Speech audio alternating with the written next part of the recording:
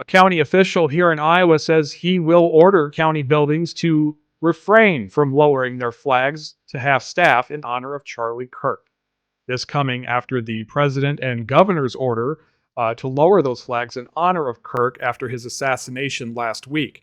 Now, this all stems around Supervisor Board Chairman John Greene, a Democrat in Johnson County. He condemned Kirk's killing in a statement on his social media channels, but said he will, quote, not grant Johnson County honors to a man who made it his life's mission to denigrate so many of the constituents I have sworn an oath to protect, and who did so much to harm not only to the marginalized, but also to degrade the fabric of our body politic. Now, he went on to say, Johnson County flags will fly as usual. I will accept any consequence, whether legal or electoral, for my decision. It is mine alone. Trying to distance anybody else from this decision. Now, of course, Iowa Governor Kim Reynolds, quick to respond, the Republicans saying, quote, it is disgraceful that a locally elected official has chosen to put politics above human decency during a time like this. Now, of course, Kirk's slaying has riled up more political fury, especially on the right, as they were quick to jump out and make accusations of the political leanings of the shooter. There's a little bit of murkiness still in that, but investigators in the Trump administration, as well as the governor of Utah, are adamant that he was radicalized by left-wing agendas. Now, they haven't really explained what exactly that means. We know that the shooter came from a Republican family. He was raised in a Mormon household, and it seems by all accounts this came as a surprise to many. There are reports that he may have been romantically involved with his roommate that was transitioning to be a woman.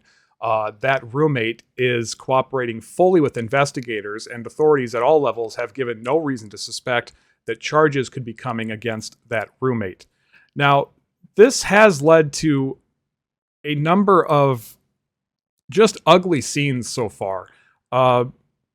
We're used to in this country a president coming out and being what is kind of affectionately known as the consoler-in-chief. And in times of great despair for many, if not most Americans, that they come out and they try and calm the waters and express empathy.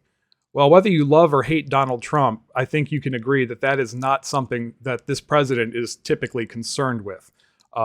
He has been adamant at continuing laying the blame at the feet of Democrats and liberals for the assassination of Charlie Kirk, even though so far there has been no ties to the assassin and anybody within any political movement on the left. Day after day, year after year, in the most hateful and despicable way possible.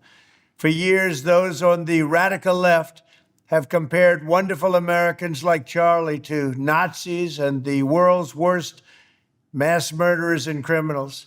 This kind of rhetoric is directly responsible for the terrorism that we're seeing in our country today.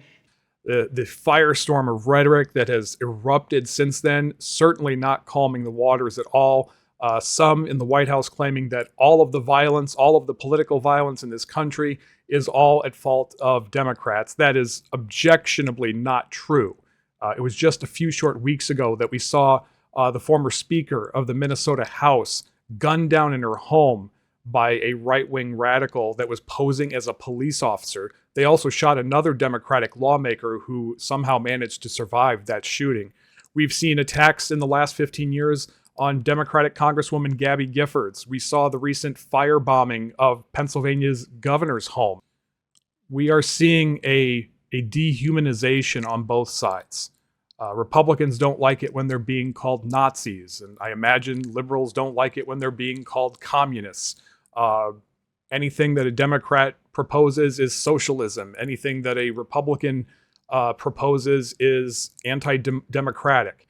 That may be fine. That's usually where the rhetoric would end. But with the rise of social media and the rise of these influencers, including Charlie Kirk, you're seeing the rhetoric ramped up even more.